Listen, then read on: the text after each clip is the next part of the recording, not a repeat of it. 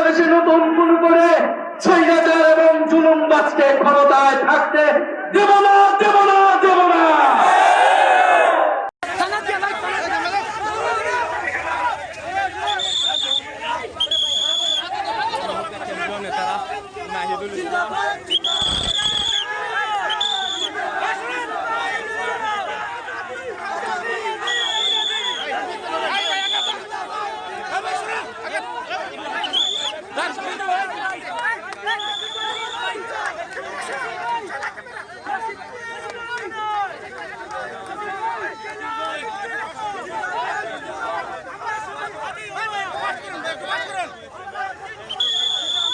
জীবন অবাক না করলে কে করবে? 28% মিল্ক ফ্যাটের অবাক করার সাথে ফ্রেশ মিল্ক পাউডার। জীবন অবাক করুক প্রতিদিন। প্রিয় সিলেটবাসী, আমরা আজকে কারাইঘাটে এসেছি জুলাই পদযাত্রায়।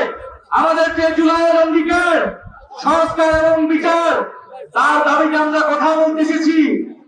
আমরা দেখতে পাচ্ছি নির্বাচিত হয়ে বিএনপির সরকার অগণতন্ত্রের পথে হাঁটছে, স্বৈরাচার হওয়ার পথে হাঁটছে।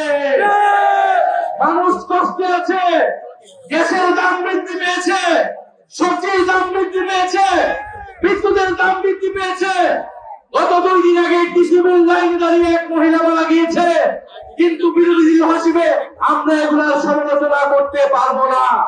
আমরা যদি সমালোচনা করি তাহলে আমাদের চোখ উপড়িয়ে ফেলা হচ্ছে, আমাদের রাস্তায় ট্রাক্টর ফেলা হচ্ছে, বালু ছাড়া ট্রাক ফেলা হচ্ছে। এটা হচ্ছে তারেক রহমানের আই হ্যাভ এ প্ল্যানের কারাইঘাটবাসী। অতীতে দেখেছি দমন করে, পীড়ন করে, বাধা দিয়ে গণতান্ত্রিক আন্দোলনকে থামানো যায় না। দুঃখের বিষয়, যারা পাট খেতে, ধান খেতে যে সকল সৈনিকেরা এত বছর লুকিয়েছিল, যে সকল সৈনিকেরা জেলের ভিতরে ছিল, লন্ডনে কিংবা শিলংয়ে ছিল, জনগণের রক্তের বিনিময়ে তারা ক্ষমতায় এসে জনগণের উপরে আবার জুলুম শুরু করেছে। এটা তারা প্রমাণ হয়। বিএনপি গত 16 বছর গণতন্ত্রের জন্য লড়াই করে নাই, তারা অপেক্ষায় ছিল, তারা লড়াই করেছিল ক্ষমতায় গিয়ে কিভাবে জনগণের উপরে আবার জুলুম করবে, কিভাবে চাঁদাবাজ করবে, কিভাবে সন্ত্রাস করবে, কিভাবে জমি দখল, ভূমি দখল করবে।